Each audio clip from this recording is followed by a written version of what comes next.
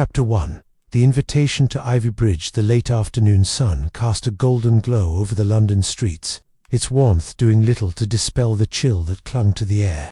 In the modest yet impeccably tidy sitting room of Hercule Poirot's flat, the great detective himself sat by the fire, his small, precise hands folded neatly over a letter. His eyes, sharp as ever, scanned the elegant script, while his moustache twitched with the faintest hint of curiosity. "Mon ami, Hastings," he said, his voice carrying that familiar cadence of measured deliberation. "What do you make of this invitation? It is, how you say, most intriguing."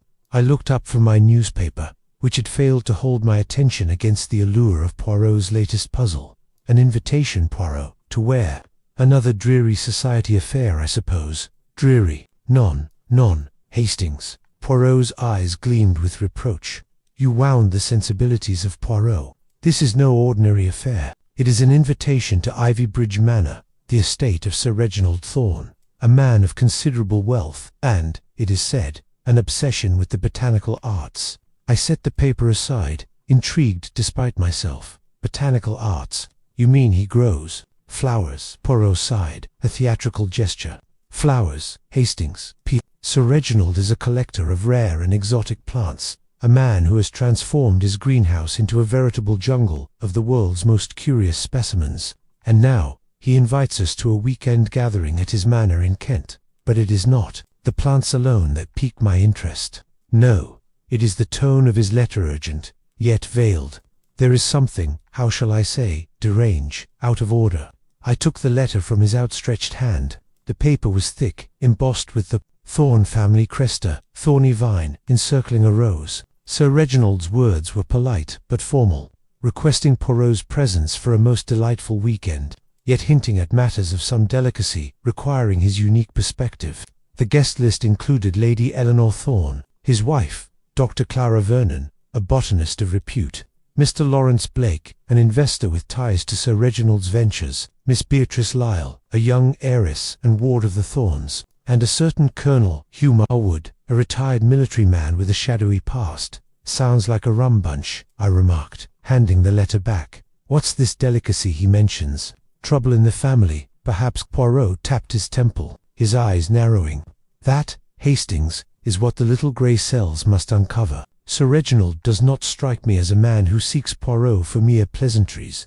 No, there is a mystery afoot, and I suspect it hides among the leaves of his precious greenhouse."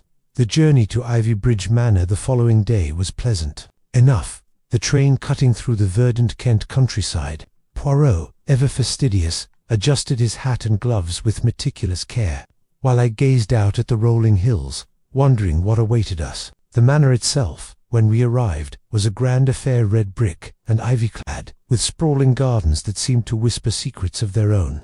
A butler, stern and silent, led us to the drawing-room, where the other guests were already assembled. Sir Reginald Thorn was a tall, wiry man with a shock of white hair and eyes that darted like a hawk's. He greeted us warmly, though his handshake was clammy. "Monsieur Poirot, Captain Hastings, a pleasure. I trust the journey was not too taxing." "Not at all," Sir Reginald Poirot replied, his bow as precise as a metronome. "Your home is most charming, and your greenhouse, I understand, is a marvel." Sir Reginald's face lit up, though a shadow crossed it briefly. "Indeed, it is my pride and joy. You must see it after tea. But come, meet the others." Lady Eleanor Thorn, a statuesque woman with cold blue eyes, offered a perfunctory nod. Dr. Clara Vernon, a sharp-featured woman in her 40s, clutched a notebook as if it were a shield, her gaze appraising. Mr. Lawrence Blake, a handsome man, with an easy smile, exuded charm but seemed to watch everyone too closely. Miss Beatrice Lyle, barely 20, was a vision of nervous energy, her delicate hands twisting a handkerchief. Colonel Marwood, broad and weathered, stood apart, his military bearing at odds with the tension in his jaw. Tea was served, and conversation flowed polite, yet strained. Sir Reginald spoke at length about his greenhouse, describing plants with names like Nepenthes, Raja, and Dionea mossipula. Dr. Vernon interjected with scholarly precision, while Lady Eleanor remained silent, her eyes fixed on some distant point. Blake attempted levity, but his jests fell flat, and Miss Beatrice seemed on the verge of tears. The Colonel, meanwhile, muttered about damned jungles and sipped his tea with distaste as the sun dipped below the horizon. Sir Reginald rose. "Shall we adjourn to the greenhouse? I promise you, Monsieur Poirot, it is unlike anything you have seen." Poirot's eyes twinkled. "I am all anticipation, Sir Reginald." We followed him through the gardens, the air thick with the scent of earth and flowers. The greenhouse loomed ahead, its glass panes glinting in the twilight, a cathedral of green and shadow. As we stepped inside, the humidity enveloped us, and strange, vibrant plants seemed to watch from every corner. Vines curled like serpents, and flowers bloomed in colors that defied nature's palette. "Magnificent, is it not?" Sir Reginald said, his voice tinged with pride. Poirot nodded, his gaze sweeping the room. "Magnificent, oui, but also dangerous perhaps." Sir Reginald laughed, a hollow sound, only to those who do not respect its secrets. As we wandered deeper into the greenhouse, I felt a prickle of unease. The air was too still, the shadows too deep, and somewhere, amid the leaves, I sensed that the mystery Poirot had anticipated was already taking root. While the kettle boils for the next cup of tea, I'd love to know where are you listening from. Let us know in the comments. And if you're enjoying the mystery so far, do subscribe so you won't miss the next twist. Chapter 5. Suspects and Secrets. The morning light filtered weakly through the heavy curtains of Ivybridge Manor's library, casting long shadows across the oak-panelled walls. Hercule Poirot sat at a polished mahogany table, his notebook open, his fountain pen poised like a conductor's baton. The air was thick with the scent of old books and wax polish, a stark contrast to the greenhouse's humid menace. I, Captain Hastings, stood by the window, watching the drizzle-soaked gardens, my mind still reeling from the locked-door puzzle and Mr. Lawrence Blake's chilling final words. The Thorn lies. Poirot had requested private interviews with each guest, a task Inspector Grayson had reluctantly agreed to, muttering about foreign methods. Yet he stood by the door, arms crossed, observing Poirot's process with grudging curiosity. The suspects, as Poirot called them, were to be questioned one by one, and I could sense the tension in the house, as if the very walls braced for what might be revealed. First came Lady Eleanor Thorne, her posture regal despite the faint tremor in her hands. She sat opposite Poirot, her pale blue eyes meeting his with a defiance that seemed practiced. "Monsieur Poirot," she began, before he could speak, "this is a dreadful business, but I assure you, I had no quarrel with Mr. Blake." Poirot's smile was polite but piercing. "Madame, it is not always a quarrel that leads to murder. Tell me, what was your relationship with the victim?" Lady Eleanor's lips tightened. "He was an acquaintance, nothing more. A business associate of my husband's, always charming, perhaps too charming. He had a way of ingratiating himself." "Indeed." Poirot's eyebrows rose. "And did this charm ever cause discord?" She hesitated, her fingers smoothing the folds of her dress. "If you mean between Reginald and me, no. My husband trusted Blake with his investments, perhaps too much." Poirot made a note, his pen scratching softly. "And last night, after dinner, you saw Monsieur Blake leave the drawing-room. Did you notice anything unusual in his manner?" "He seemed distracted," she admitted. "He kept glancing at the clock, as if expecting something, but I thought little of it at the time." Poirot nodded, dismissing her with a courteous bow. As she left, I whispered, "She's hiding something, Poirot. That pause she knows more than she's letting on." "Patience, Hastings," Poirot murmured. "The truth, it reveals itself in layers, like the petals of a flower." Next was Dr. Clara Vernon, her sharp features drawn tight as she entered. She clutched her notebook, her knuckles white. Poirot greeted her warmly, but his eyes were relentless. "Madame, your expertise in botany is most impressive. Tell me, could a thorn, such as the one that killed Monsieur Blake, be crafted from a plant in the greenhouse?" Dr. Vernon's gaze flickered. "It's possible," she said carefully. "Certain plants, like the acacia tortilis, have thorns that could be hardened with resin or heat, but it would require skill and intent. And you, madame, possess such skill." Poirot's tone was mild, but the question hung heavy. Her cheeks flushed. "I am a scientist, not a murderer." Blake was irritation. "He mocked my work, called it playing with weeds, but I had no reason to kill him." Poirot leaned forward. "And yet, you resented Sir Reginald's reliance on Blake's investments. Nan, perhaps you felt your contributions to Ivy were undervalued." Dr. Vernon's eyes narrowed. Reginald is a fool with money, and Blake knew it. But I deal in facts, not violence. If you want a motive, look to those who stood to gain from Blake's death. As she left, Poirot tapped his pen thoughtfully. A woman of intellect and pride, Hastings. But pride, it can be a dangerous thing. Miss Beatrice Lyle entered next, her delicate frame trembling, her eyes red from crying. Poirot's voice softened, but his questions remained precise. Mademoiselle, you said Monsieur Blake spoke to you before going to the greenhouse. What was his mood? Beatrice twisted her handkerchief. He was nervous, Monsieur Poirot. He said he had to check something, that it couldn't wait. He mentioned the Stella Nocturna, said it was more than it seemed. I didn't understand. Poirot's eyes gleamed. More than it seemed. Most interesting. And you, mademoiselle, you were fond of Monsieur Blake. Her cheeks flushed. He was kind to me. He listened when others didn't. But I didn't love him. If that's what you mean. Poirot nodded, dismissing her gently. I frowned. She's too fragile for murder. Poirot. But that bit about the Stella Nocturna, what could Blake have meant?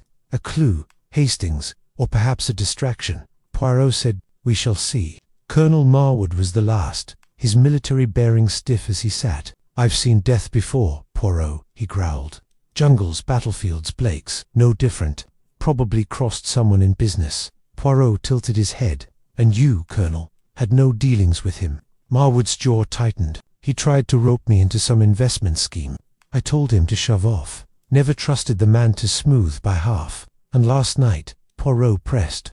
Where were you when he left the drawing room? In my room, reading, Marwood said curtly. Heard nothing until the scream. Poirot made a final note, then closed his notebook.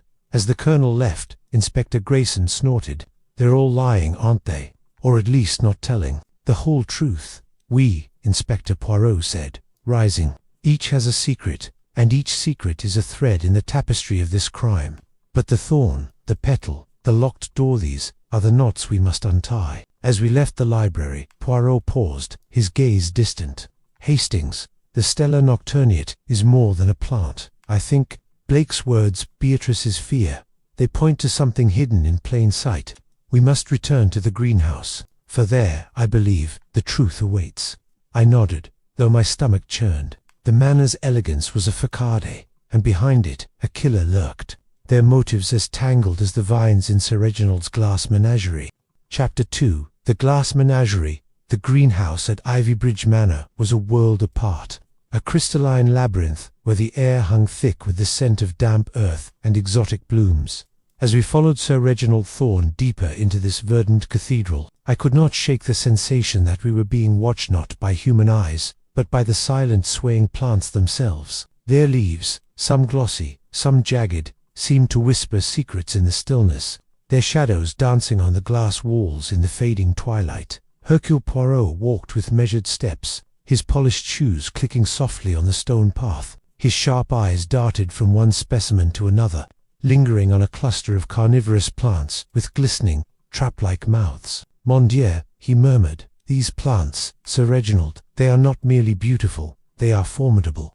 Sir Reginald's chest swelled with pride. Quite so, Monsieur Poirot. My collection includes some of the rarest species in the world.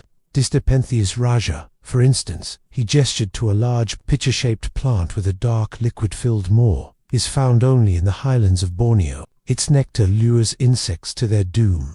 Fascinating, Poirot said, though his tone suggested he was less interested in botany than in the man before him. And you, Sir Reginald, you tend these plants yourself. Oh, I have help, Sir Reginald replied, waving a hand. My gardener, Jenkins, is a marvel, though he lacks the vision to truly appreciate the collection. And Dr. Vernon, of course, assists with the scientific aspects. Dr. Clara Vernon, who had been examining a spiky, crimson-flowered plant, looked up sharply. I do more than assist, Sir Reginald. My research on these species has put Ivybridge on the botanical map. Her voice was crisp, edged with a resentment. That did not go unnoticed. Lady Eleanor, trailing behind in a gown of pale silk, gave a faint, dismissive smile. Clara, dear, must you always turn pleasure into work? This is meant to be a social occasion. Dr. Vernon's eyes narrowed, but she said nothing. Mr. Lawrence Blake, ever the peacemaker, stepped forward with a grin. Now, ladies, let's not spoil the evening. "Sir Reginald, tell us about this one." He pointed to a vine with delicate, star-shaped flowers that seemed to glow faintly in the dim light. "That," Sir Reginald said, his voice softening, "is the Stella Nocturna, a night-blooming rarity. It opens only under moonlight, and its scent is said to be intoxicating."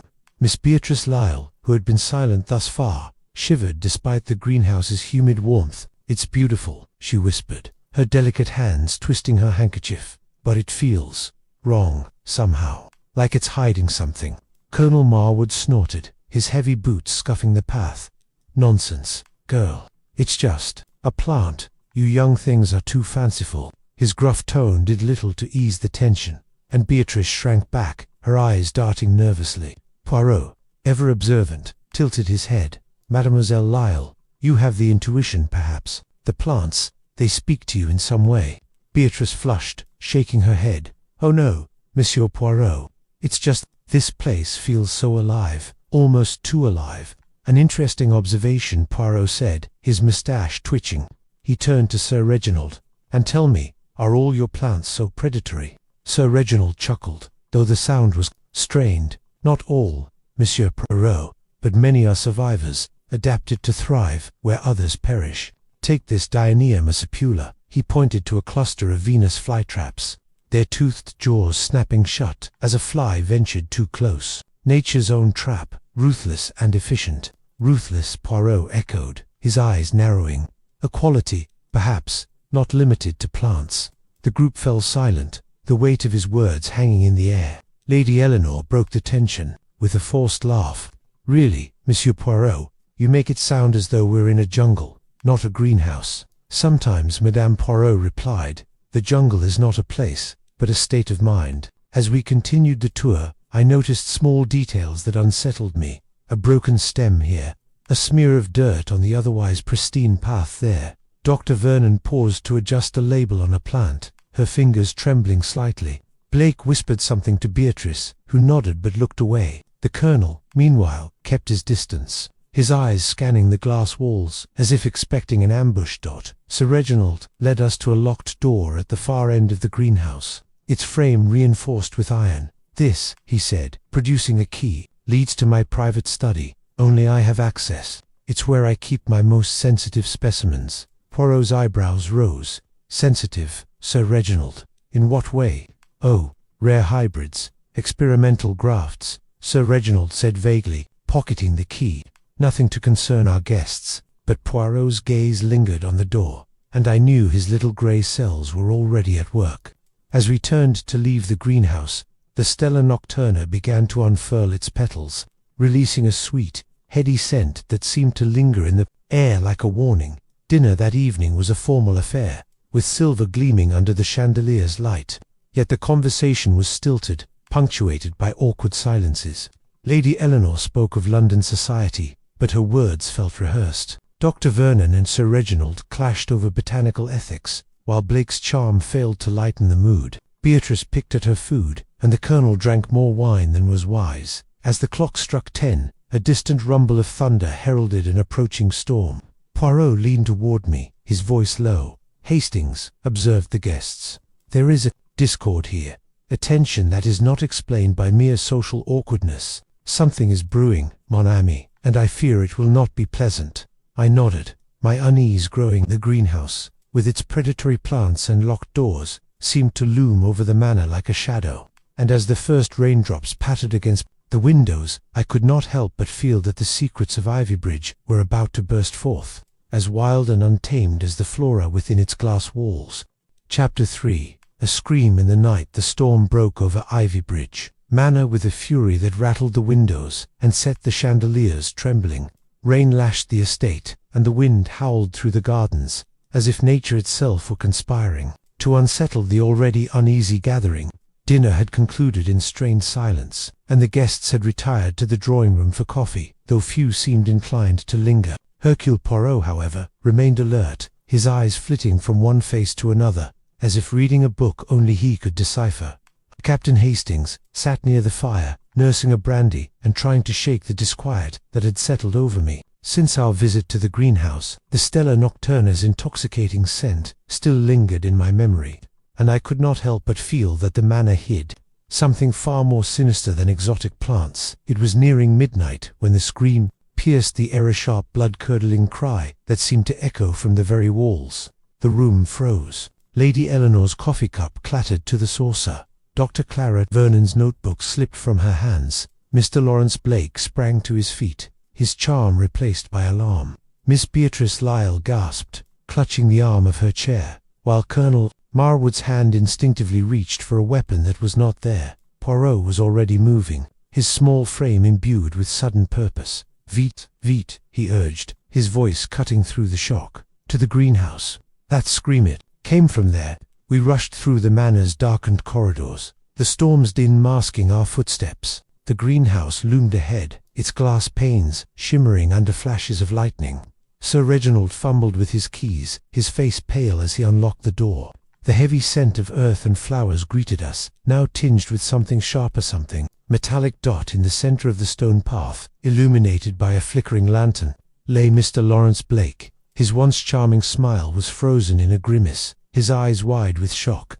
A thin, thorn-like blade protruded from his chest, its tip stained crimson. Blood pooled beneath him, seeping into the cracks of the path, and beside his outstretched hand lay a single, crushed petal of the stellar nocturna.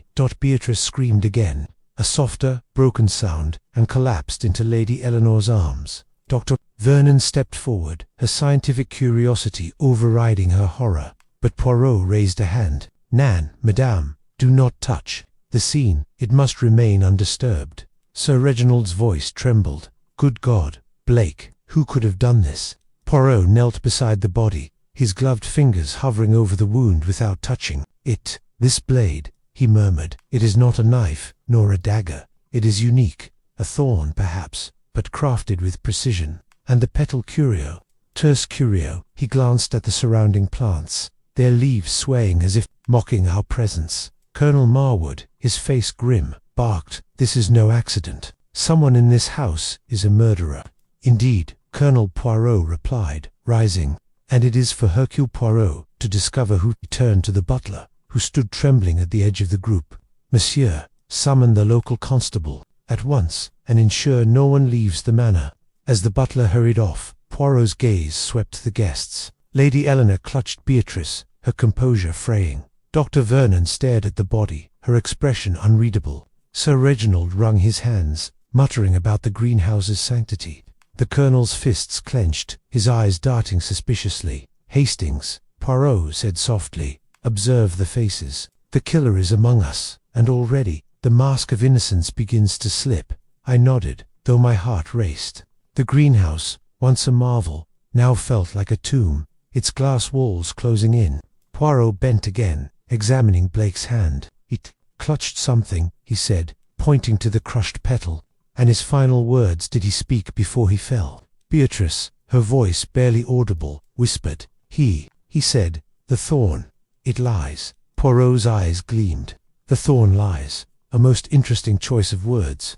"And the door, Sir Reginald, was it locked when we arrived?" "Yes," Sir Reginald stammered. "I had to unlock it. Number one else has a key." "Raymond." Poirot's mustache twitched. "Yet someone entered, killed, and left without a trace. A puzzle, Hastings, and one that requires the little grey cells."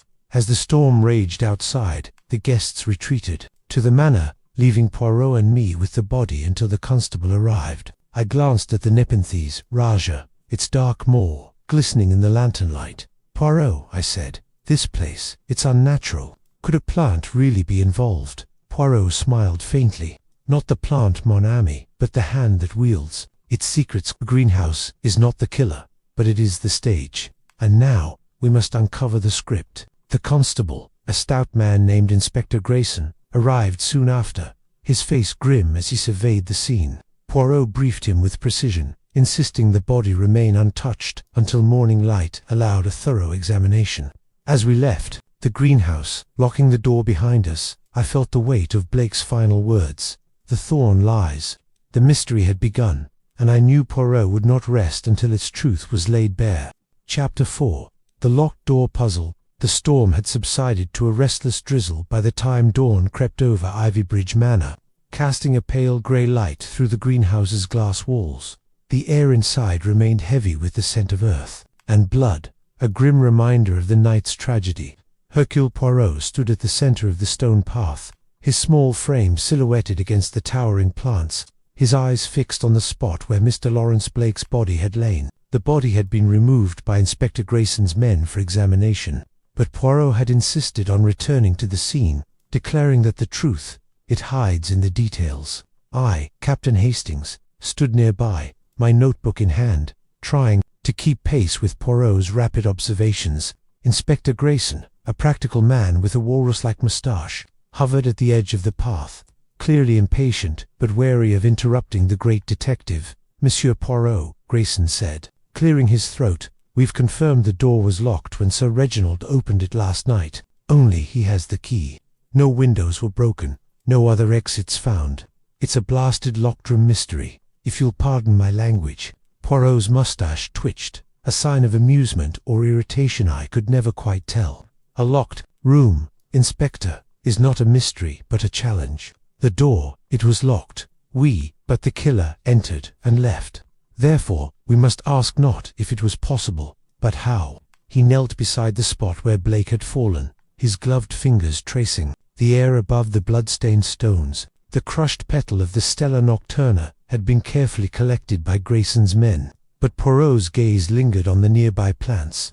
"This thorn," he murmured, gesturing to the weapon that had killed Blake, now in the inspector's evidence bag. It was no ordinary blade but a slender, sharpened spike, resembling the thorn of a rose yet unnaturally rigid. "It is not a natural thorn, Hastings. It has been crafted, perhaps from wood or bone, and hardened with care. A weapon both elegant and cruel." I frowned, glancing at the Nepenthes Raja nearby, its dark pitchers gleaming. "Could it have come from one of these plants, Poirot? Some sort of botanical weapon?"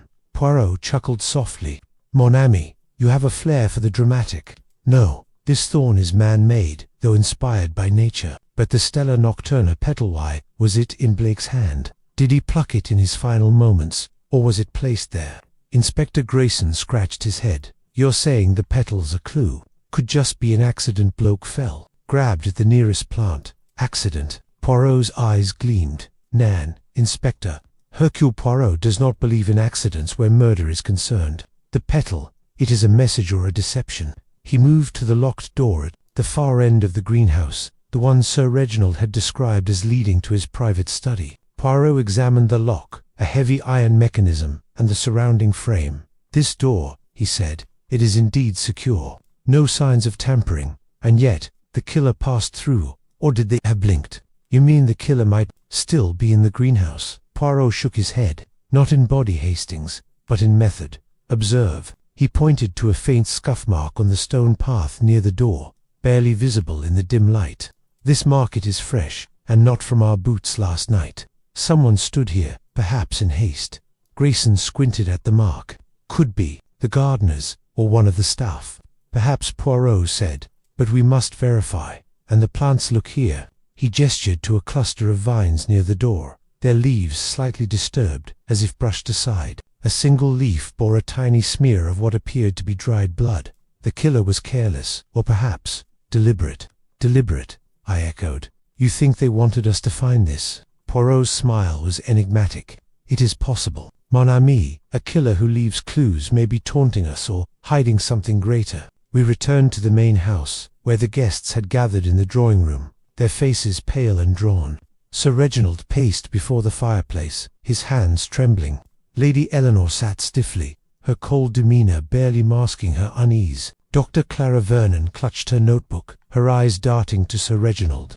Miss Beatrice Lyle, red-eyed from weeping, sat beside the Colonel, who stared into his coffee as if it held answers. Poirot addressed the group, his voice calm but commanding. "Mesdames et messieurs, the death of Mr. Blake is no accident. It is murder, committed within a locked greenhouse. I ask you now who saw Mr. Blake last evening, after dinner?" A heavy silence followed. Lady Eleanor spoke first, her voice clipped. "He was in the drawing-room with us until about 10:30. He said he was retiring for the night." Dr. Vernon nodded. "I saw him leave the room. He seemed agitated, but I thought nothing of it." "Agitated?" Poirot's eyebrows rose. In what way, madame? Dr. Vernon hesitated. He was fidgeting, looking at his watch. I assumed he was tired. Beatrice's voice was barely audible. He spoke to me before he left. He said he needed to check something in the greenhouse. Poirot's eyes sharpened. The greenhouse? Did he say why? Beatrice shook her head, tears welling. No, he just smiled and said it was important. Colonel Marwood grunted. Foolish man, wandering off alone in that jungle. Probably tripped and fell on some damned plant. Poirot's gaze lingered on the colonel. A convenient theory, monsieur, but the thorn that killed Mr. Blake was no accident of nature. It was wielded by a hand with intent. The room fell silent again, the weight of suspicion settling over us all. Poirot turned to Sir Reginald. The key to the greenhouse, where was it last night? In my study, Sir Reginald said quickly. Locked in my desk. No one could have taken it. Poirot's tone was mild, but his eyes were relentless. Then we must consider how a killer entered a locked greenhouse, struck down a man, and vanished into the night. A puzzle, but one that Hercule Poirot will solve. As we left the drawing-room, Poirot leaned toward me, his voice low. Hastings, the thorn lies, as Blake said. But it is not the thorn alone that deceives. The truth lies in the greenhouse, and we must dig deeper to find it. I nodded, my mind racing. The locked door, the crafted thorn, the crushed petlet, was a riddle wrapped in a mystery, and I knew Poirot's little grey cells were already unravelling its threads.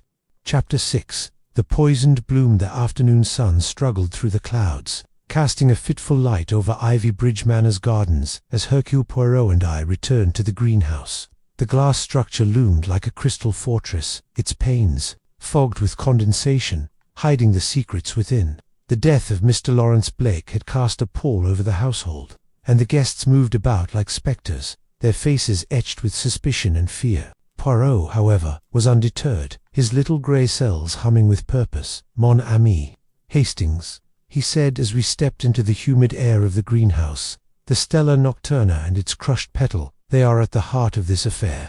But there is more here, I think, than a single murder. I glanced at the towering plants, their leaves glistening with an almost predatory sheen. More, Poirot. You think the killer will strike again? Poirot's eyes gleamed. It is not a question of if, Hastings, but when. The killer, they are bold, and boldness breeds recklessness. We must be vigilant. Inspector Grayson had grudgingly allowed Poirot to examine the greenhouse again, provided he was accompanied by a constable. The young officer, a nervous lad named Perkins, trailed us, his notepad clutched tightly. Poirot ignored him, his attention fixed on a cluster of plants near where Blake's body had been found. He paused at a small, unassuming shrub with glossy leaves and tiny bell-shaped flowers, its label reading, Atropa belladonna, regardas. Hastings, Poirot said, pointing to the plant. The deadly nightshade. Its berries and leaves contain a poison most potent atropine. A small dose can kill, and its effects are swift. I shuddered, recalling Blake's lifeless form. You think this was used in the murder? But he was stabbed, not poisoned. Poirot's mustache twitched. But the thorn that killed him, it was crafted, perhaps coated with something.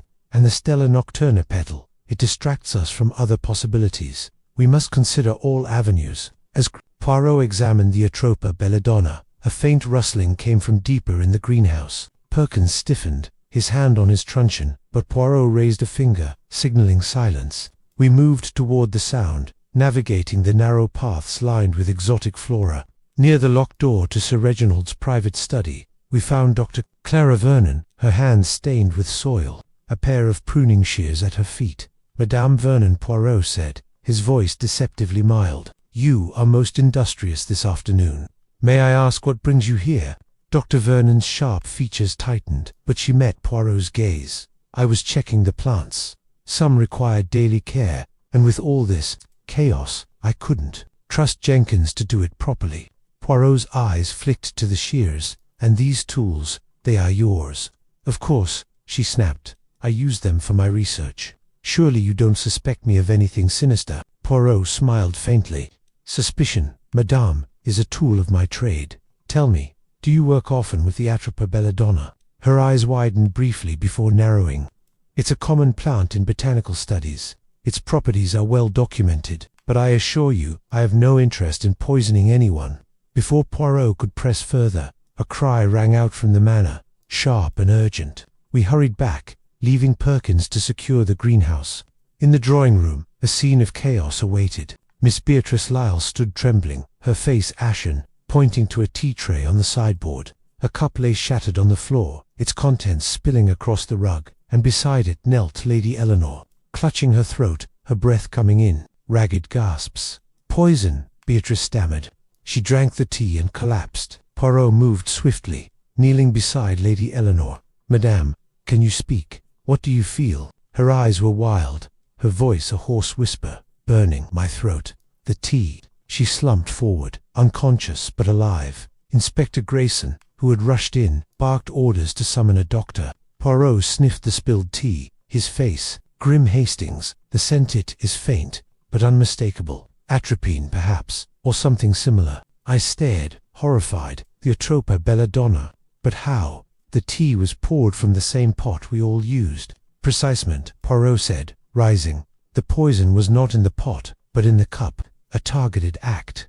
And yet, why Lady Eleanor?" As the doctor arrived and tended to Lady Eleanor, who was carried to her room, Poirot examined the tray. A small empty vial lay hidden beneath a napkin, its glass smudged with traces of a dark liquid. "This," he said, holding it up with a handkerchief, "is our second clue. The killer grows careless or desperate." Sir Reginald, who had joined us, was near hysteria. "First Blake, now my wife. What is happening in my house?" Poirot's gaze was steely. "What is happening, Sir Reginald, is a pattern. The greenhouse, the thorn, the poison, these are not random. Someone here is weaving a web, and we must find the spider." Dr. Vernon, who had followed us from the greenhouse, spoke coldly. "You're quick to point fingers, Monsieur. Perhaps you should look to the staff. That vial could belong to anyone." "Indeed," Madame Poirot replied, "but the staff do not know the secrets of your plants as you do." Her face paled, but she said nothing. Colonel Marwood, who had been watching silently, muttered, "This is madness. First a stabbing, now poison. We're all targets." Poirot turned to the group, his voice calm but commanding. "Madame et messieurs, until the doctor confirms Lady Eleanor's condition, no one is to leave the manor. The poison, it was meant to kill or to warn. We must discover which." As the guests dispersed, their faces a mix of fear and suspicion, Poirot pulled me aside. "Hastings, the Stella Nocturna, the Atropa belladonna, the crafted thorn, these are not mere tools of murder. They are symbols, chosen with care. The killer is telling a story, and we must read it before another chapter ends in death." I nodded, my heart heavy. The greenhouse's shadow seemed to stretch across the manor, its secrets poisoning the air as surely as the deadly nightshade. Chapter 7. Hastings' discovery. The late afternoon at Ivybridge Manor was cloaked in a dreary mist, the drizzle having settled into a persistent veil that blurred the gardens beyond the windows. The house felt stifling, its air thick with suspicion, and the lingering fear from Lady Eleanor's poisoning. She had survived, thanks to the doctor's swift intervention, but remained confined to her bed, weak and shaken. Hercule Poirot, ever methodical, had retreated to the library to ponder his notes, leaving me, Captain Hastings, with a rare opportunity to contribute to the investigation. Poirot had suggested I observe the small details, a task I took to heart, though I confess I felt a touch out of my depth. The greenhouse murders, for I could not help but think of Lady Eleanor's attack as part of the same grim tapestry, had cast a shadow over us all.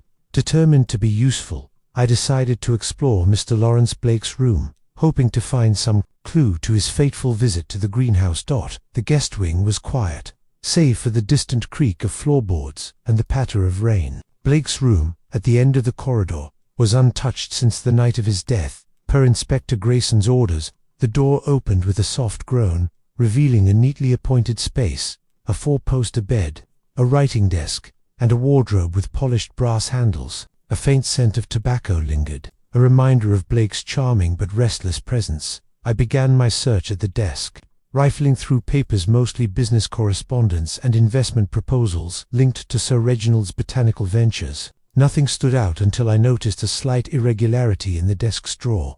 The bottom panel felt loose, and with a gentle tug, it came free, revealing a hidden compartment. Inside was a small, leather-bound journal, its pages yellowed but intact. My pulse quickened as I opened it. The handwriting was Blake's, hurried but legible, and the entries were dated over the past month. Most detailed his negotiations with Sir Reginald, but one passage, dated 2 days before his death, caught my eye. The Thorn legacy is a lie. The heirloom is not lost, it's hidden, and our knows where. The greenhouse holds the key, but so does she. I confronted E tonight, and she turned pale. If I'm right, this could ruin them.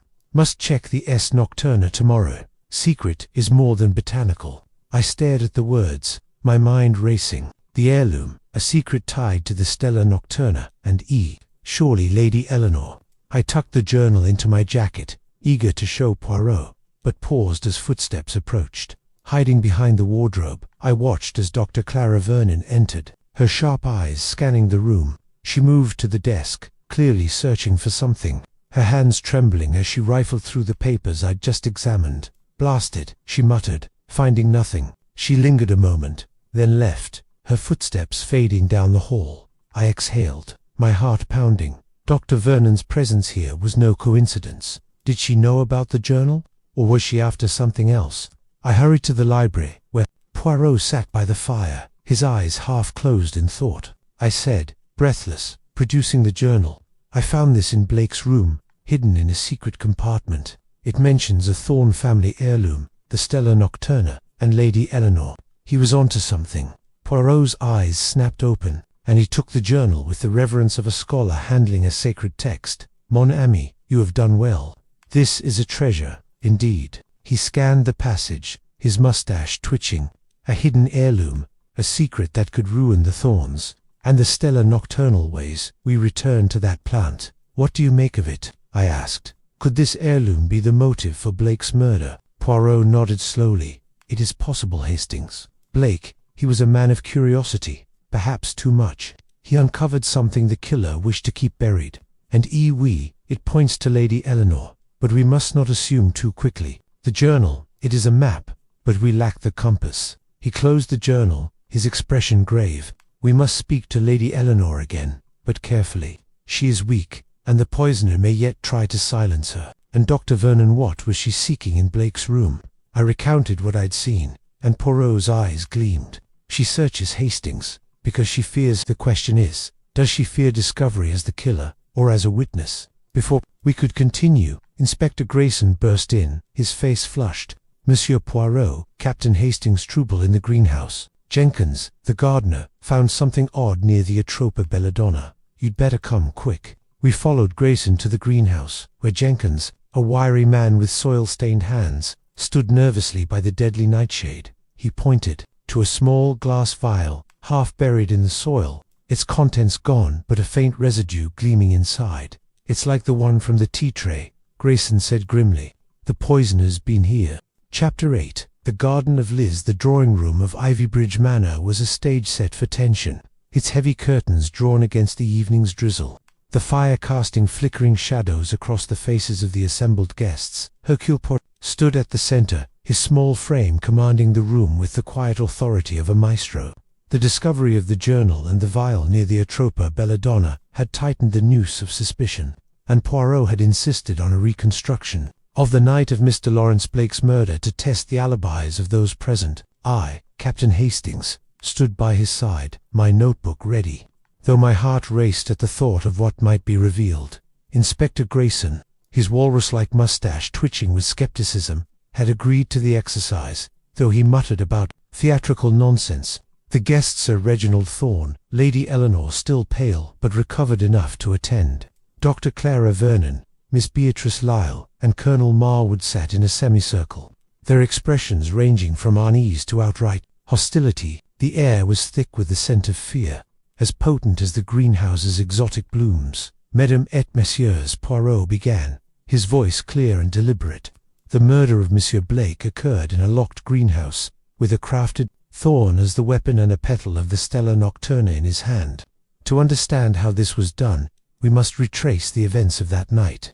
Each of you will recount your movements after dinner, and we shall see where the truth lies and where it does not." Sir Reginald shifted uncomfortably, his hands clasped tightly. "I've told you, Monsieur Poirot, I was in my study until the scream. The greenhouse key was locked in my desk." Poirot's eyes gleamed. "And yet," Sir Reginald, the greenhouse was unlocked when we arrived. How do you explain this? I must have left it unlocked by mistake, Sir Reginald stammered, his face flushing. I checked the plants earlier that evening. A mistake. Poirot's tone was mild, but his gaze was relentless. A man so meticulous with his plants forgets to lock his prized greenhouse. Curious. Lady Eleanor, wrapped in a shawl, spoke next, her voice frail but steady. I retired to my room after dinner, around 10. I saw no one, and no one saw me, until the scream woke me. Poirot tilted his head. And yet, Madame, Monsieur Blake's journal suggests you spoke with him that evening, a conversation that left you pale. What was it about? Her eyes widened, but she recovered quickly. He was impertinent, asking about family matters. I dismissed him and went to bed. Dr. Vernon snorted, her sharp features taut. Family matters. Blake was poking into everyone's business. He asked me about my research, insinuated I was wasting Reginald's money. I was in the library, working, until 10:30. Poirot made a note. And you, Mademoiselle Lyle, you said Monsieur Blake spoke of the Stella Nocturna before he left for the greenhouse. Where were you afterward? Beatrice twisted her handkerchief, her voice trembling. I went to my room. I couldn't sleep, so I read. I heard nothing, until the scream. Colonel Marwood, his face like weathered granite, growled. I told you, Poirot. I was in my room, reading military journals. Blake was a fool to wander off alone. That's all I know. Poirot paced slowly, his hands clasped behind his back. Let us reconstruct, then. Dinner ends at 9:30. Monsieur Blake leaves the drawing-room at 10:30, telling Mademoiselle Lyle he must check the Stella Nocturna. He is found dead shortly before midnight, in a locked greenhouse, with a thorn in his chest and a petal in his hand. The key, Sir Reginald claims, was in his study yet. The door was unlocked. And then, the poison in Lady Eleanor's tea, with a vial matching one, found near the Atropa Belladonna. A pattern emerges. Dr. Vernon stood abruptly, her notebook falling to the floor. This is absurd. You're accusing us all, but what proof do you have? Blake was a meddler, and someone snapped. Why drag us through this charade? Poirot's smile was cold. Because, madame, your alibis are like the vines in the greenhouse, tangled and concealing. Let us test them. Hastings, please fetch the greenhouse key from Sir Reginald's study. I hurried to the study, finding the key in the desk, as Sir Reginald had described. But as I lifted it, I noticed a faint scratch on the lock of the desk drawer, as if it had been forced. My pulse quickened, and I returned to the drawing-room. Handing the key to Poirot, he held it up, the firelight glinting off its surface. This key, it unlocks the greenhouse. But it also unlocks a question. Who had access to Sir Reginald's study? For if the door was locked, as he claims, someone took this key, entered the greenhouse, and returned it before we arrived. Sir Reginald's face drained of colour. Impossible. No one could have enough. Colonel Marwood roared, slamming his fist on the arm of his chair. This is no game, Poirot. Blake was sniffing around the Thorne family's secret some old scandal about an heirloom. He told me himself, said it was worth a fortune. Maybe he got too close, and someone silenced him. A gasp rippled through the room. Lady Eleanor's hand flew to her throat, and Beatrice's eyes widened. Dr. Vernon's lips parted, but she said nothing. Poirot's gaze swept the group, his voice soft but cutting. A scandal, Colonel. And you did not think to mention this. Before Marwood's jaw tightened, didn't seem relevant. I'm no gossip, Nan, Poirot said, but you are a man who observes. And now, you have given us a thread to follow. The heirloom, the Stella Nocturna, the Thorne all are linked to this scandal. But who among you feared its exposure most? The room fell silent, the crackle of the fire the only sound. Poirot turned to me, his voice low. Hastings, the scratch. On the desk drawer it suggests the key was taken, perhaps duplicated. The killer planned this carefully, but their haste betrays them. As the guests dispersed, their alibis crumbling like dry leaves, I felt the weight of the mystery deepen. The greenhouse, the heirloom, the poison each was a piece of a puzzle, and Poirot was assembling it with relentless precision. But as we left the drawing-room, I could not shake the feeling that the killer was watching, waiting for their next move in this deadly game. Chapter 9. The shadow of the past. The morning mist clung to Ivybridge Manor like a shroud, muffling the world beyond its ivy-clad walls. The events of the previous night, the crumbling alibis, the revelation of a Thorne family scandal, and the scratch on Sir Reginald's desk drawer had left the household in a state of uneasy anticipation. Hercule Poirot, however, was as composed as ever. His morning coffee sipped with precision as he sat in the library, his notebook open before him. I, Captain Hastings, stood by the window, watching the gardens, my mind tangled with the threads of the mystery. Poirot, I said, turning to him, that scratch on the desk, it's proof someone tampered with the key, isn't it? But who? And this heirloom Colonel Marwood mentioned, what could it be? Poirot's moustache twitched, a sign of his mind at work. Patience, mon ami. The heirloom, it is the heart of this affair. I think Blake's journal spoke of it, and the Colonel's outburst confirms its importance. But we need more, something to connect the past to the present. As if on cue, the butler entered, his face pale. Monsieur Poirot, Captain Hastings, there's a visitor at the door, a Mr. Edmund Carver, insisting on seeing Sir Reginald. He claims it's urgent. Poirot's eyes gleamed. A visitor, unannounced, in the midst of murder. Most intriguing, show him in. Si vous plot. Moments later, a man of perhaps 60 entered, his weathered face framed by a shock of grey hair. His coat was travel-worn, and his eyes carried a weight of old grievances. Sir Reginald, summoned to the library, froze at the sight of him. Edmund, he whispered, his voice a mix of shock and dread. What are you doing here? Carver's smile was thin, almost bitter. Reginald, it's been 20 years, hasn't it? I heard about the trouble here, murder in your precious greenhouse. I thought it time we spoke. Poirot rose, his small frame radiating authority. Monsieur Carver, I am Hercule Poirot, and this is Captain Hastings. You arrive at a moment most delicate. What is your business with Sir Reginald? Carver's gaze flicked to Poirot, appraising. I'm an old associate of Reginald's. We were partners once, in botanical expeditions, until he betrayed me. Sir Reginald's face flushed. That's a lie. You left of your own accord, Edmund. You couldn't handle the work. Couldn't handle it. Carver's voice rose, sharp with anger. You stole my share of the profits, Reginald. That expedition to Borneo, the Stella Nocturna, was my discovery, and you claimed it as your own. Built this greenhouse, this manor, on my work. The room fell silent, the accusation hanging like a storm cloud. Poirot's eyes narrowed. The Stella Nocturna, Monsieur Carver, you say it was your discovery. Tell me more. Carver leaned forward, his voice low. We found it in the jungles of Borneo, a plant unlike any other. Its petals, when distilled, produce a rare essence, valuable beyond measure. Reginald saw its potential, but he cut me out, claimed I'd abandoned the venture. I've spent years tracking that plant's history, and I know it's here, in your greenhouse. And I know about the heirloom. Sir Reginald's hands trembled. You're mad, Edmund. There's no heirloom, just plants, no heirloom. Carver laughed bitterly. Don't play the fool, Reginald. The Thorne family sapphire gem, hidden by your father, tied to the Stella Nocturna's discovery. Blake was sniffing around it, wasn't he? That's why he's dead, I gasped, the pieces clicking into place. Blake's journal had mentioned a hidden heirloom, and now Carver tied it to the Stella Nocturna. Poirot's expression remained unreadable, but his pen scratched furiously in his notebook. Monsieur Carver, he said, you believe this sapphire is in the greenhouse, and that Monsieur Blake's death is connected. I'd stake my life on it, Carver replied. I came to confront Reginald, but I heard about the murder in the village. It's no coincidence. Poirot turned to Sir Reginald. And you, Sir Reginald, what say you to this betrayal? Sir Reginald's shoulders sagged. It's true we parted ways, but there was no theft. Edmund was reckless, unreliable. The Stella Nocturna was my find, legally. As for this sapphire, it's a family legend, nothing more. Poirot's moustache twitched. A legend, perhaps, but legends have a way of becoming truth in the hands of a murderer. Tell me, Monsieur Carver, where were you the night Monsieur Blake was killed? Carver's eyes hardened.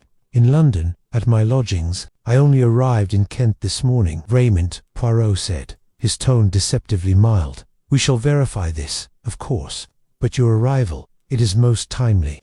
The greenhouse, it seems, holds more than plants.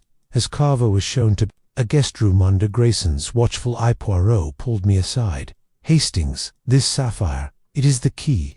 Blake's journal, Carver's accusations, the Stella Nocturna, they all point to a secret hidden in the greenhouse's design. The locked door to Sir Reginald's study, Perhaps it conceals more than rare hybrids. I frowned. You think the sapphire is real, and that it's in the greenhouse? Oui, mon ami, Poirot said. But it is not the gem alone that matters. It is what it represents: a betrayal, a motive, a reason to kill. We must examine the greenhouse's study, but discreetly. As we prepared to return to the greenhouse, I felt the weight of Carver's words. The past had reached into the present.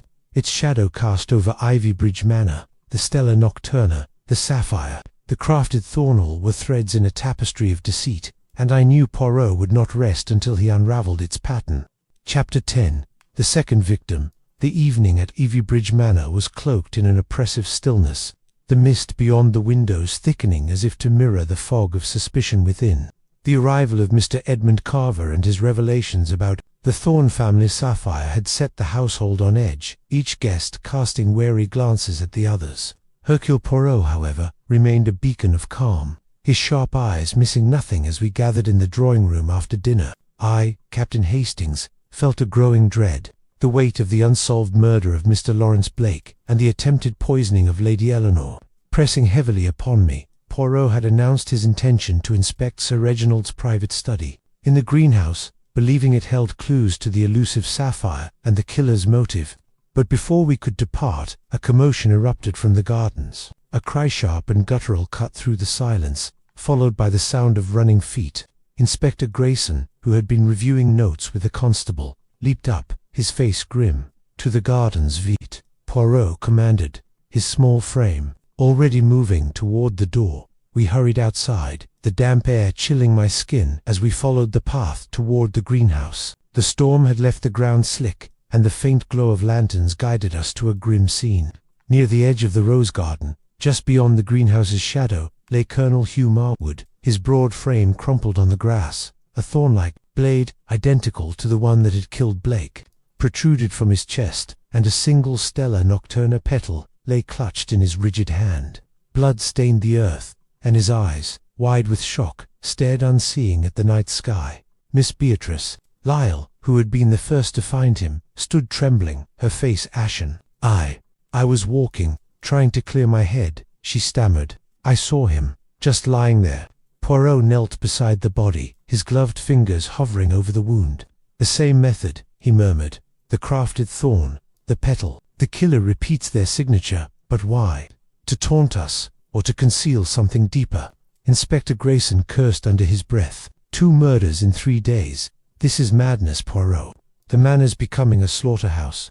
"Nan," Inspector Poirot said, rising. "It is not madness, but calculation." The colonel, he knew something, perhaps too much. His outburst about the heirloom, it made him a target. I glanced at the greenhouse, its glass walls looming in the darkness. But Poirot, this wasn't in the greenhouse. The killers changed their pattern. "Precisement, Hastings," Poirot replied, his eyes narrowing. "The location changes, but the method does not. The killer wishes us to see continuity, yet the shift it is significant. We must examine the colonel's movements." Sir Reginald, who had joined us, was visibly shaken.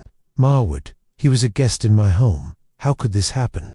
Poirot turned to him, his voice sharp. "Sir Reginald, where was the colonel this evening? Did he speak of his plans?" "He was in the drawing-room after dinner," Sir Reginald said, his voice trembling. "He seemed agitated, kept muttering about getting to the bottom of things. I thought he was just drunk." Dr. Clara Vernon, standing at the edge of the group, spoke coldly. "He was poking into everyone's business, just like Blake. Perhaps he found something he shouldn't have." Poirot's gaze fixed on her. "And you, madame, where were you when this cry was heard?" "In my room, writing," she snapped. "I heard the scream and came running, like the rest of you."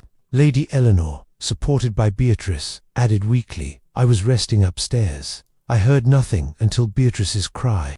Poirot nodded, his pen scratching in his notebook. "And Monsieur Carver, where is our visitor from the past?" The butler, hovering nearby, answered, "Mr. Carver retired early, said he was tired from his journey." Vraiment, Poirot's moustache twitched. "We shall verify this. But first, the body." He examined the thorn, its tip as sharp and unnatural as the one that killed Blake. "This weapon, it is crafted with care, perhaps from the same source. And the petal always, the stella nocturna. It is a message, Hastings. But to whom?" Grayson's constable arrived with a doctor, who confirmed Marwood's death. As the body was covered and prepared for removal, Poirot beckoned me to the greenhouses. Entrance, Hastings. The Colonel's death outside the greenhouse suggests the killer feared we were too close to their secrets within. The study, it must be searched tonight. We entered the greenhouse, its humid air heavy with the scent of earth and flowers. Poirot unlocked the door to Sir Reginald's private study, a small room cluttered with botanical journals, plant specimens, and a locked cabinet. Using the key from Sir Reginald's desk, Poirot opened it, revealing a collection of dried Stella nocturna petals and a vial of dark, viscous liquid labeled essence. The essence Carver spoke of, Poirot said, holding the vial to the light. Valuable perhaps, but dangerous. It may be the key to the sapphire or to the murders. As we left the study, locking it behind us, I felt the killer's presence like a shadow.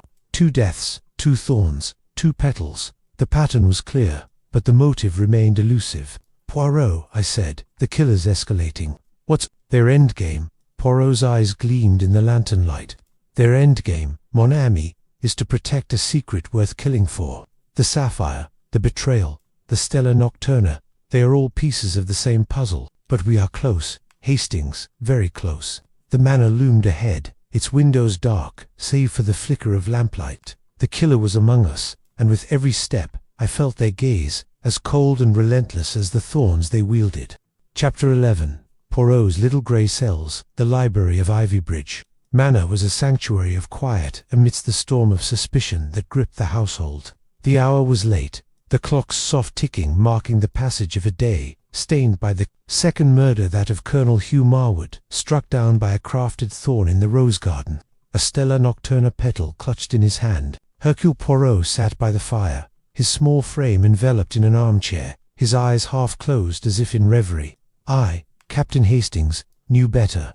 Those little grey cells were working at a feverish pace, weaving the threads of this deadly puzzle. Firelight danced across Poirot's face, casting shadows that mirrored the complexity of the case. I sat opposite, my notebook filled with scribbled details: the locked greenhouse, the crafted thorns, the Stella nocturna petals, the poisoned tea, the hidden journal, the mysterious sapphire, and now Mr. Edmund Carver's accusations of betrayal. The weight of 2 murders pressed heavily upon me, and I could not shake the feeling that the killer was steps ahead. Poirot, I ventured, breaking the silence, this second murder, it's too similar to the first. The thorn, the petal. Are we dealing with a madman, or is there a method here? Poirot's eyes opened, gleaming with that familiar intensity.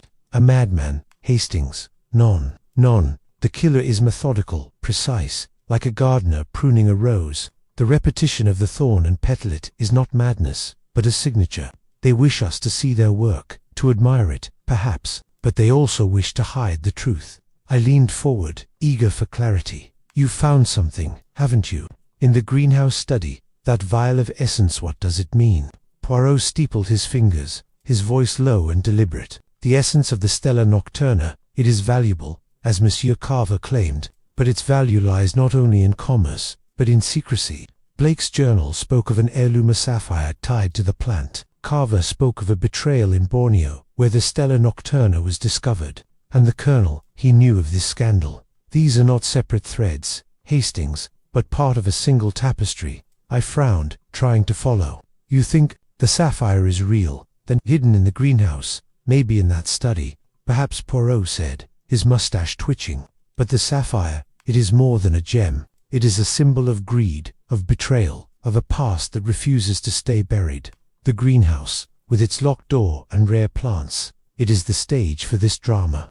The killer uses its secrets, the atropa, belladonna, the Stella nocturna, to obscure their motive. What about the locked door? I asked. Blake was killed inside a locked greenhouse, but Marwood was outside. How does that fit? Poirot's eyes gleamed. The locked door, it is the heart of the puzzle. Sir Reginald claims only he had the key, yet the door was unlocked when we found Blake. The scratch on his desk suggests the key was taken, perhaps copied.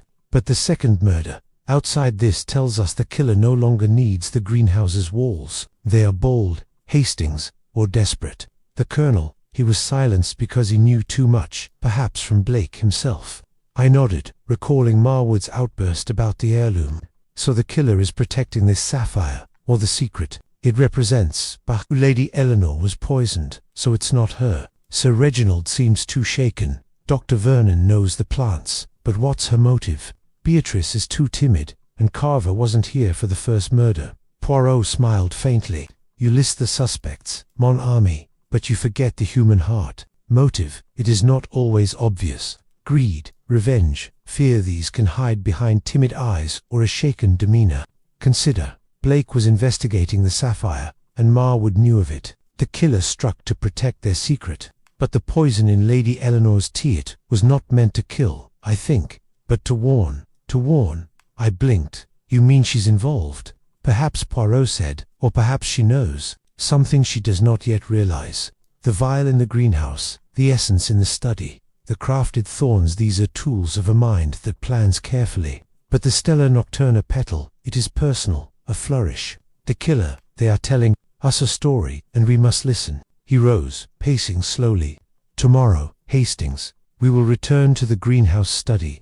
The essence, the sapphire, the locked door, they are linked. But we must also watch our suspects. The killer, they grow reckless, and recklessness leads to mistakes. I hesitated, then asked, Poirot, do you have a theory? Who do you think did it? Poirot's smile was enigmatic. A theory, oui, but it is incomplete. The little grey cells, they whisper, but they do not yet shout. The sapphire, it is the key, but not in the way we expect. The killer uses the greenhouse as a stage, but the motive it lies in the past. In the betrayal Carver spoke of, we must dig deeper, Hastings, into the roots of Ivybridge Manor. As the fire crackled, I felt a chill despite its warmth. The killer was among us, their motives tangled like the vines in the greenhouse. Poirot's partial theory had clarified the pattern, but the identity of the murderer remained elusive, a shadow moving just beyond our grasp. Chapter 12. The final gathering. The greenhouse of Ivybridge Manor glowed under the pale moonlight, its glass walls shimmering like a crystal cage. The air was thick with the scent of earth and exotic blooms, but tonight it carried an undercurrent of dread. Hercule Poirot had summoned the remaining guests, or Reginald Thorne, Lady Eleanor, Dr. Clara Vernon, Miss Beatrice Lyle, and Mr. Edmund Carver to the very scene of Mr. Lawrence Blake's murder. Inspector Grayson and I, Captain Hastings, stood near the entrance, the Constable Perkins at the ready, as Poirot prepared to unveil the truth. The murders of Blake and Colonel Marwood, the poisoned tea, the Stella Nocturna petals, all had led to this moment. Poirot stood on the stone path, his small frame commanding, his eyes gleaming with the certainty of revelation. The guests, their faces pale and strained, formed a tense semicircle around him, the predatory plants of the greenhouse seeming to lean in, as if eager to hear his words. Madame, et monsieur, as Poirot began, his voice clear and resonant. We stand in the heart of a mystery-locked greenhouse. 2 murders, a poison, and a secret that has festered for decades. Tonight, Hercule Poirot will reveal the killer, their method, and their motive, for the little grey cells have unravelled the tapestry of deceit. Sir Reginald shifted uneasily, his hands clasped tightly. Get on with it, Poirot. This place, it's cursed. Poirot's moustache twitched. Cursed? Nan, Sir Reginald, it is not the greenhouse that kills, but the hand that wields its secrets. Let us begin with the facts. Monsieur Blake was stabbed with a crafted thorn, a Stella Nocturna petal in his hand, inside a locked greenhouse. Colonel Marwood met the same fate outside, in the rose garden. Lady Eleanor was poisoned, yet survived. The key to the greenhouse, supposedly secure, was taken from a scratched desk, and a sapphire, a Thorne family heirloom, lies at the heart of this affair. Lady Eleanor's voice was sharp. If you know the killer, name them, Monsieur Poirot. Enough of this theatre. Poirot raised a hand.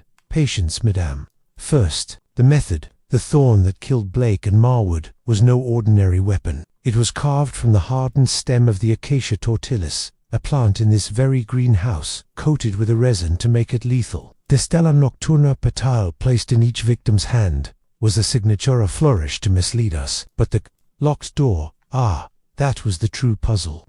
He paced slowly, gesturing to the iron-framed door to Sir Reginald's study. The greenhouse was locked, yet the killer entered and left. A duplicate key, made from a wax impression of Sir Reginald's, taken when the desk was forced. The scratch Hastings found proves it.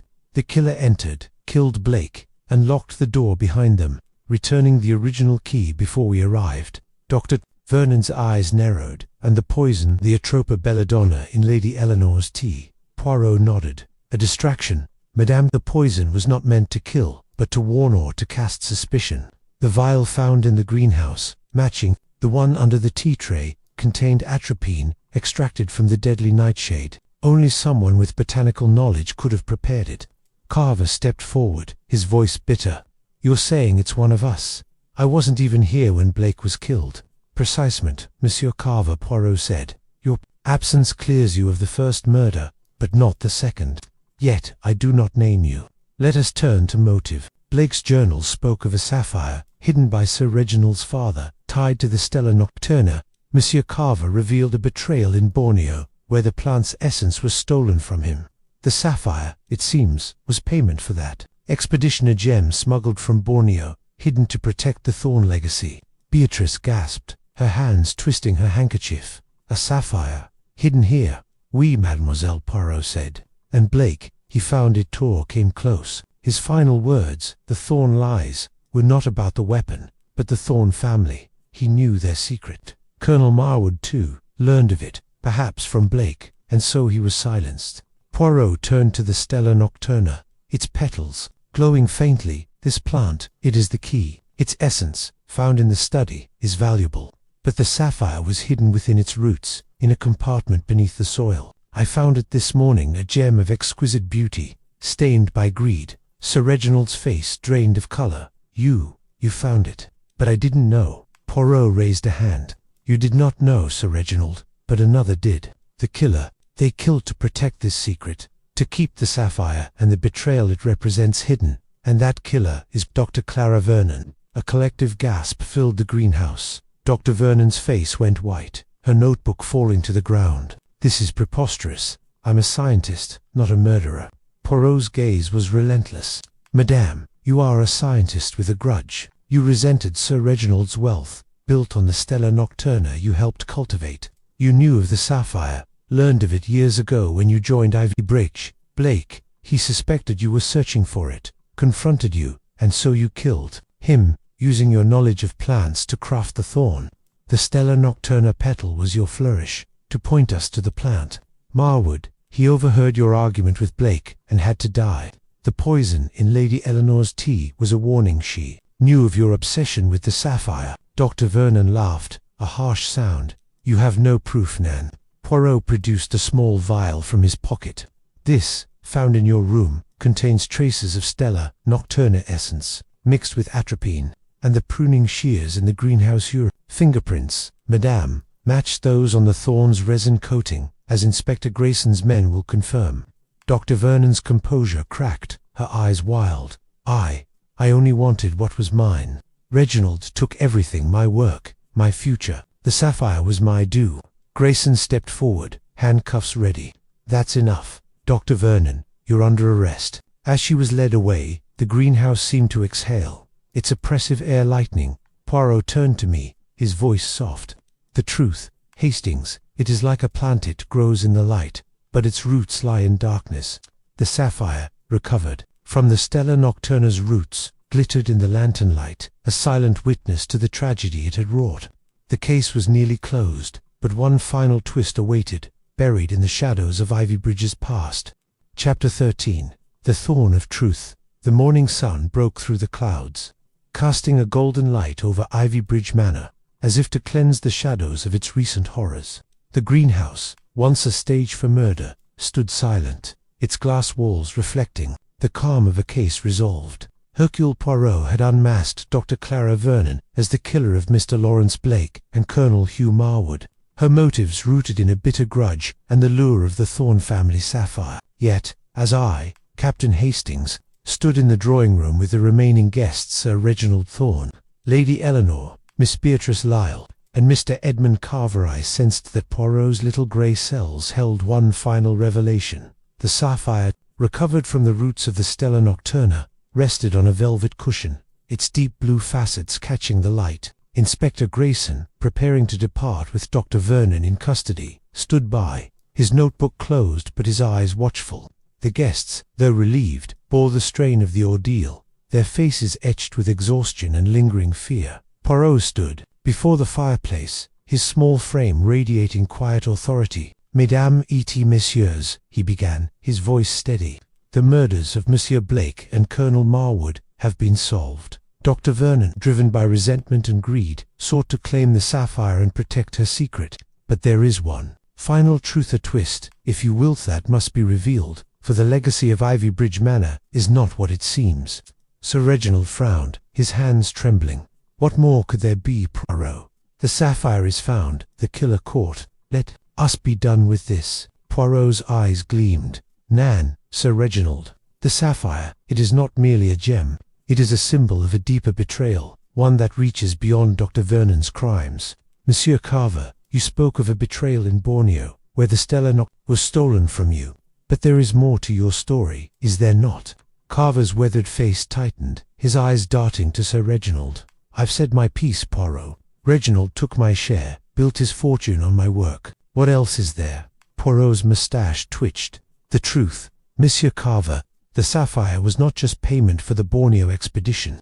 It was smuggled by Sir Reginald's father, Sir Henry Thorne, who led that venture. But he did not act alone. You, Monsieur Carver, were his partner not in botany, but in deceit. The sapphire was stolen from a local tribe, hidden within the Stella Nocturna's roots, to smuggle it out of Borneo.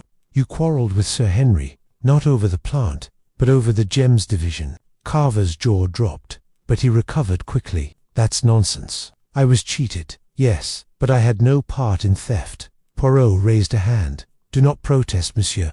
I found a letter in Sir Reginald's study, hidden among the botanical journals. Confession from Sir Henry, written before his death. It details the theft, your involvement, and his decision to hide the sapphire in the greenhouse, where it remained until Dr. Vernon's greed uncovered it. Blake learned of this through his investigations, and Marwood overheard enough to become a threat. But there is more." He turned to Beatrice, whose delicate hands clutched her handkerchief. "Mademoiselle Lisle, you are not merely the ward of the Thorns, are you? The letter reveals another secret. You are Sir Henry's granddaughter, born out of wedlock to his daughter, who died in shame. The sapphire was meant for you, hidden to protect the Thorn legacy from scandal. Dr. Vernon knew this, and her resentment of your claim drove her to murder." Beatrice gasped, tears welling in her eyes. I didn't know. They told me I was an orphan, taken in out of kindness. Is this true, Sir Reginald?" Sir Reginald's face crumpled, his voice barely a whisper. "It's true, Beatrice. My father, he hid the truth to protect the family name. I didn't know about the sapphire until Blake started asking questions." Lady Eleanor, her composure fraying, spoke softly. "I suspected. Beatrice, your mother, she was my sister-in-law. I wanted to tell you, but Reginald insisted we keep it secret." Poirot's gaze softened. "The thorn of truth, it pierces deeply. Dr. Vernon killed to claim the sapphire, believing it her due for her work, but she also sought to erase the scandal of Beatrice's birth, which Blake and Marwood threatened to expose. The Stella Nocturna petals were her flourish, pointing to the plant that hid the gem. The poison in your tea, madame, was a warning. You knew too much about her obsession." Beatrice sobbed, and Lady Eleanor embraced her, tears in her own eyes. Carver, his shoulders slumped, muttered, "I never meant for this. I came for justice, not blood." Poirot nodded. "Justice, monsieur, Carver, will be served. The sapphire belongs to Mademoiselle Lisle, as Sir Henry intended, and you must answer for your part in the original theft, though that is a matter for the courts." Grayson stepped forward, his expression grim. "I'll see to it, Poirot. This case, it's a tangled mess, but you've sorted it." As the guests dispersed, Beatrice clutching the sapphire, Poirot pulled me aside. "Hastings, the human heart, it is like the greenhouse, beautiful, but full of hidden dangers. The truth, it has set Mademoiselle Lisle free, but it has cost much." We left Ivybridge Manor the next day, the sapphire in Beatrice's possession, her future uncertain but her heritage restored. Dr. Vernon faced trial, and Carver's fate hung in the balance. The greenhouse, its secrets laid bare, stood as a testament to Poirot's genius. As our train rattled back to London, I looked at my friend, his eyes distant but satisfied. "Poirot," I said, "you saw it all, the sapphire, the scandal, the killer. How do you do it?" He smiled, adjusting his hat. The little grey cells, mon ami, they see what others overlook, the thorns beneath the roses. And with that, the case of the greenhouse murder faded into memory. A tale of betrayal and truth, rooted in the heart of Ivybridge Manor.